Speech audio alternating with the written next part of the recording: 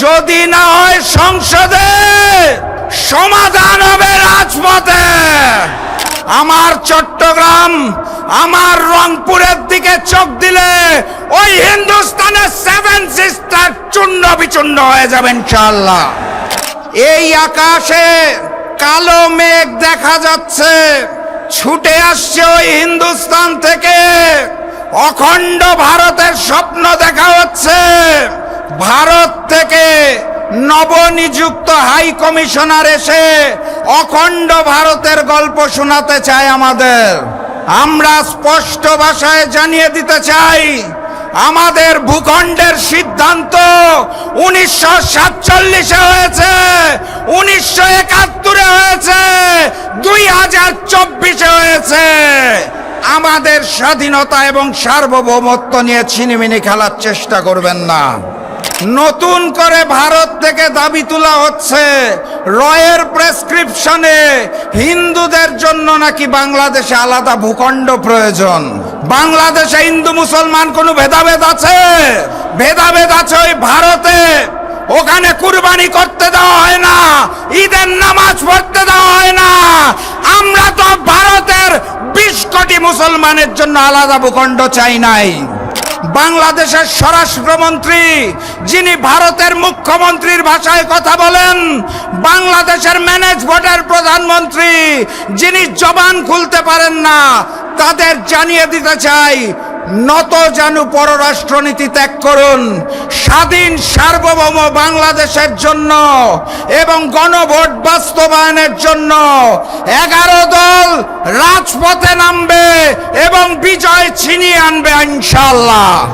তারা আবার সংসদে যে বলতে চায় অক্ষরে অক্ষরে নাকি জুলাই সনদ বাস্তবায়ন করবে।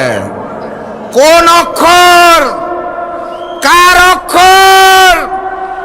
আমরা হিন্দুস্তানের অক্ষর চিনি না, আমরা বিএনপির গুলশান অফিসের অক্ষর চিনি না, আমরা জুলাই শহীদদের অক্ষর চিনি, গণভোটের অক্ষর চিনি। গণভোটে যেই রায় এসেছে সেই অক্ষরে জুলাই সনদ বাস্তবায়ন করতে হবে। কথা ঠিক আছে তো নাকি? প্রস্তুত আছেন তো নাকি? আজকের এই বিভাগীয় সমাবেশের সম্মানিত প্রধান অতিথি, জনতার প্রধানমন্ত্রী, জনগণের প্রধানমন্ত্রী ডাক্তার শফিকুর রহমান, মঞ্চে উপবিষ্ট 11 দলীয় ঐক্যের সর্বস্তরের নেতৃবৃন্দ, আমার সামনে উপস্থিত মিডিয়ার ভাইরা এবং প্রাণপ্রিয় খুলনাবাসী, আসসালামু আলাইকুম। আপনারা ভালো আছেন তো নাকি? নির্বাচনের আগে এই মাঠে এসেছিলাম, বক্তব্য রেখেছিলাম, আপনাদের সাথে কথা বলেছিলাম, আপনাদের আহ্বান জানিয়েছিলাম খুলনা বিভাগের 11 দলের প্রতীকে সিল দিতে হবে, জয়যুক্ত করতে হবে। মনে আছে? আপনারা কথা রেখেছেন। আপনারা এই খুলনা বিভাগে 11 দলের প্রতীক দাঁড়িপাল্লার প্রতীকে সিল মেরে সংসদে কথা বলার জন্য অসংখ্য প্রতিনিধি পাঠিয়েছেন, আপনাদের ধন্যবাদ জানাই। কিন্তু একই সাথে সাথে সেই নির্বাচনে ম্যানেজ ভোটের মাধ্যমে মিয়া গোলাম পরোয়ারের মতো খুলনার রয়্যাল বেঙ্গল টাইগারদের সংসদে যেতে দেওয়া হয় নাই। আমরা এই নির্বাচনকে ধিক্কার জানাই। সেই নির্বাচনের পূর্বের ভাষণে আপনাদের আহ্বান জানিয়েছিলাম গণভোটে হাকে জয়যুক্ত করতে হবে। আপনারা গণভোটে হাকে জয়যুক্ত করেছেন, কিন্তু ম্যানেজ ভোটের মাধ্যমে যারা রাষ্ট্রীয় ক্ষমতা দখল করেছে তারা জুলাইয়ের শহীদের রক্তের সাথে বেঈমানি করে জুলাই সনদকে মানতে চায় না। কথাবার্তা পরিষ্কার, গণভোটের আলোকে জুলাই সনদ বাস্তবায়ন করতে হবে। তারা আবার সংসদে যে বলতে চায় অক্ষরে অক্ষরে নাকি জুলাই সনদ বাস্তবায়ন করবে। কোন অক্ষর, কার অক্ষর? আমরা হিন্দুস্তানের অক্ষর চিনি না, আমরা বিএনপির গুলশান অফিসের অক্ষর চিনি না, আমরা জুলাই শহীদদের অক্ষর চিনি, গণভোটের অক্ষর চিনি।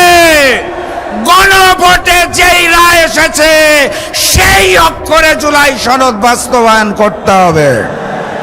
কথা ঠিক আছে তো নাকি? প্রস্তুত আছেন তো নাকি?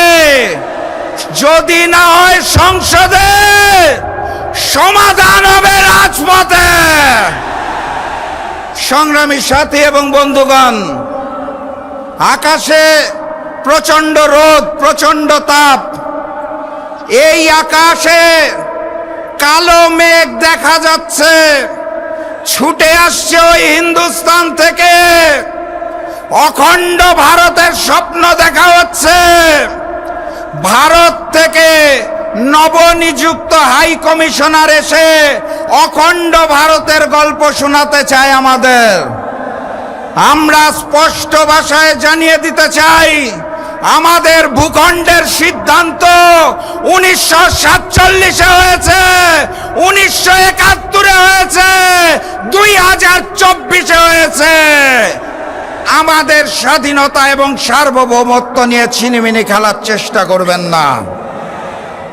এই খুলনা অঞ্চলে দীর্ঘদিন ধরে হিন্দু এবং মুসলমান কাঁধে কাঁধ মিলিয়ে বসবাস করছে। কোনো সমস্যা আছে? নতুন করে ভারত থেকে দাবি তোলা হচ্ছে রয়ের প্রেসক্রিপশনে হিন্দুদের জন্য নাকি বাংলাদেশে আলাদা ভূখণ্ড প্রয়োজন। বাংলাদেশে হিন্দু মুসলমান কোনো ভেদাভেদ আছে? ভেদাভেদ আছে ওই ভারতে। ওখানে কুরবানি করতে দেওয়া হয় না, ঈদের নামাজ পড়তে দেওয়া হয় না। আমরা তো ভারতের 20 কোটি মুসলমানের জন্য আলাদা ভূখণ্ড চাই নাই। আপনারা কেন বাংলাদেশের দিকে চোখ দিচ্ছেন? এই বাংলাদেশের চট্টগ্রাম বিভাগ নিয়ে আগে থেকে ষড়যন্ত্র চলছে। নতুন করে এখন রংপুর বিভাগ নিয়েও তারা ষড়যন্ত্র করতে চায়। কথাবার্তা পরিষ্কার, আমার চট্টগ্রাম, আমার রংপুরের দিকে চোখ দিলে ওই হিন্দুস্তানের 7 সিস্টার চূর্ণ বিচূর্ণ হয়ে যাবে ইনশাআল্লাহ। সংগ্রামী সাথী এবং বন্ধুগণ, বক্তব্য দীর্ঘায়িত করব না।